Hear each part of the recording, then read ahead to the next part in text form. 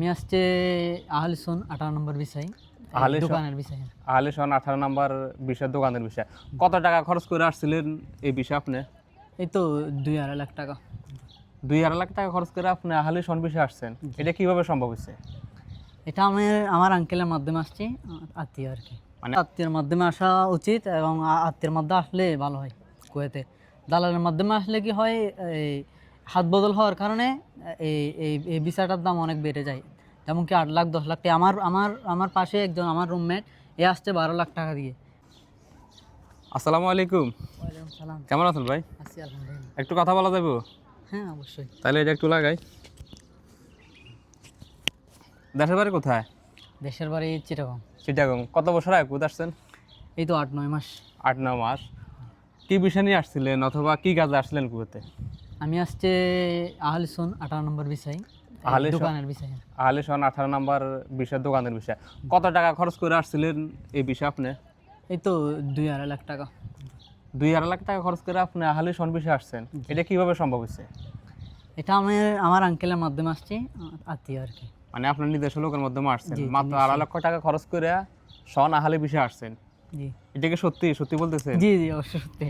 তো আমরা যাদের সাথে কথা বলে পর্যন্ত অনেক মানুষের সাথে আমাদের যোগাযোগ হয় অথবা সাক্ষাৎ হয়, আমাদের ইন্টারভিউ তো আছে বিভিন্ন সাক্ষাৎকারে, তারা বলছে সন আহালি বিষয়ে তারা 12 থেকে 14 লক্ষ টাকা খরচ করে আসে। এখন আপনি এই যে মাত্র 2.5 লক্ষ টাকা খরচ করে আহালি বিষয়ে আসেন, এটা তো স্বপ্নের মতো।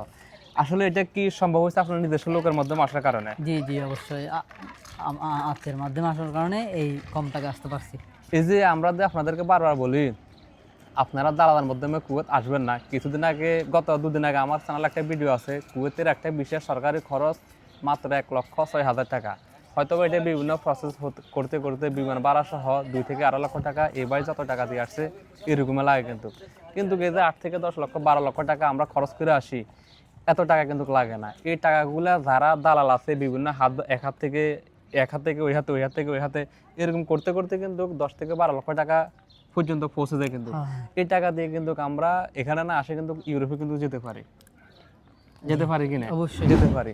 তো আমরা বারবার বলি আপনারা যারা কুয়েতে আসেন অথবা যে কোনো দেশে যান, শুধু কুয়েত না, দালালের মাধ্যমে না আসাটাই ভালো। যদি পারেন চেষ্টা করবেন নিজস্ব লোকের মাধ্যমে আসার জন্য। এই যে বাইকে দেখেন মাত্র 2.5 লক্ষ টাকা খরচ করে কুয়েতের সবচেয়ে ভালো বিষয়গুলা, কুয়েতের 1 নম্বর বিষয় হচ্ছে যে সন আহালি বিষয় 18 নম্বর যেটাকে বলে, এটা হচ্ছে সবচেয়ে ভালো বিষয় কুয়েতের। ওই বিষয়টায় সে আসছে 2.5 লক্ষ টাকা খরচ করে। এই যে 1 ঘন্টা আগে একটা ভাইয়ের সাথে পরিচয় হয়েছে, আমাদের যে ক্যামেরাম্যান আছে ও দেখছে 10 লক্ষ টাকা খরচ করে খাদেম ফিরে বিষয়ে আসছে, 12 লক্ষ টাকা খরচ করে খাদেম ফিরে বিষয়ে আসছে। আজকে 1 বছর তার চাকরি নেই। হ্যাঁ চাকরি নেই। ও কি বলতেছে, ভাই যে খাদেম ফিরে বিষয়ে আসছে, এখন যে কোনো জায়গায় আমাদেরকে চাকরিতে নেয় না। যদি বলে যে শোনে যে আমার বিষয় খাদেম, তাহলে চাকরিতে নেয় না, তারা মানে রাখে না। এই জন্য আজকে সে 1 বছর বেকার। তো এখন যারা আমাদের দেশ থেকে আসে, মানে তাদের কোনো পরামর্শ দেওয়ার আছে কি? নিজস্ব লোকের মাধ্যমে আসলে ভালো হয় না দালাল ধরে আসলে ভালো হয়? যেহেতু আপনি আসছেন, আপনি প্রমাণ, আপনি একটু কথা বলেন। অবশ্যই আত্মীয়ের মাধ্যমে আসা উচিত এবং আত্মীয়ের মাধ্যমে আসলে ভালো হয় কুয়েতে। দালালের মাধ্যমে আসলে কি হয়, এই হাত বদল হওয়ার কারণে এই এই এই ভিসাটার দাম অনেক বেড়ে যায়। যেমন কি 8 লাখ 10 লাখ টাকা। আমার পাশে একজন আমার রুমমেট আসছে 12 লাখ টাকা দিয়ে। তো আসছে দালালের মাধ্যমে 12 লাখ টাকা দিয়ে। তাই দালালের মাধ্যমে না আসা উচিত। এটা একটা সুন্দর কথা। তো আপনি এই যে মানে এই বয়সে বিদেশে আসছেন, বয়স যেহেতু আপনার কম, বোঝা যাচ্ছে কি পরিবারে কোনো প্রেশার আসছে না নিজের ব্যক্তিগত মানে ইচ্ছে আসছেন? না না, আমার কোনো পরিবারের কোনো চাপ ছিল না। আমি নিজে ইচ্ছে আসছি এবং স্বেচ্ছায় আসছি। স্বেচ্ছায় কুয়েতে আসছেন অবশ্যই। কি মানে আপনার নিজস্ব লোকে বিষয় দিতেছে, অবশ্যই। সুযোগ পাইছেন, ওই হিসাবে চলে আসছেন। এটা একটা ভালো কাজ করছেন। অবশ্যই দেশে আপনি পড়ালেখা করছেন, চাকরি বাকরি করার পরবর্তী কিন্তু একটা শেষ পর্যায়ে একটা চাকরি খুঁজতে হবে আপনাকে। তা আমাদের বাংলাদেশে কিন্তু চাকরিটা এখন নাই। ভালো ভালো শিক্ষিত লোক কিন্তু দেশে কিন্তু বেকার পড়ে আছে। তো এই ক্ষেত্রে আমি মনে করি অল্প বয়সও হলেও যদি আপনি বিদেশে আসার যদি কিছু করতে পারেন, নিজের পায়ে নিজে দাঁড়াতে পারেন, তাহলে তো ভালো, আলহামদুলিল্লাহ। অল্প বয়সে সেটেল হতে পারছেন আপনি। তো এই যে এই মানে বয়সে বিদেশ আসা অথবা পরিবারকে মিস করা কেমন মনে হচ্ছে আপনাকে? বিদেশ ভালো ছিলেন না দেশে ভালো ছিলেন? না অবশ্যই ফ্যামিলির জন্য তো কষ্ট হয়, মিস হয়, বাট কুয়েতে আসি অনেক ভালো হচ্ছে। অনেক ভালো লাগতেছে। হ্যাঁ কুয়েত অনেক ভালো। তো আমাদের এই যে দর্শকদের উদ্দেশ্যে কিছু বলার আছে আপনার? দর্শকদের একটাই কথা বলবো, আপনারা দেখে শুনে আসবেন, দালালের মাধ্যমে না আসে আত্মীয় স্বজনের মাধ্যমে আসার চেষ্টা করেন, তাহলে কিছু করতে পারবেন। এটা হচ্ছে সবথেকে গুরুত্বপূর্ণ কথা। সবাই একটা জিনিস মনে রাখবেন, দালার মাধ্যমে না এসে আত্মীয় স্বজনের ভিতরে আসার চেষ্টা করবেন, তাহলে আপনার কাজে কোনো টেনশন থাকবে না।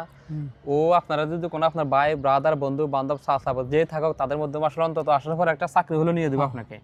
দালালের মাধ্যমে আসবেন আপনি, এখানে আপনাকে সত্য মিথ্যা বলে এখানে নিয়ে আসবে, আসার পরে দেখা যাচ্ছে আপনার কোনো চাকরির খবর নাই, কাজ নাই, তখন আপনার ঘুরতে হবে। এই যে 8-9 লক্ষ 10 লক্ষ টাকা খরচ করে আসবেন, এই টাকা আপনি কিভাবে শোধ করবেন? অনেকে তো আর কারো কাছে তো আর বাংলাদেশের ক্যাশ 10 লক্ষ টাকা থাকে না, বিদেশের কথা শুনে অথবা মানুষের থেকে ঋণ বেচা জমি বিক্রি বেচা যে কোনো মতে এগুলা জোগাড় করে তখন কুয়েত আসে।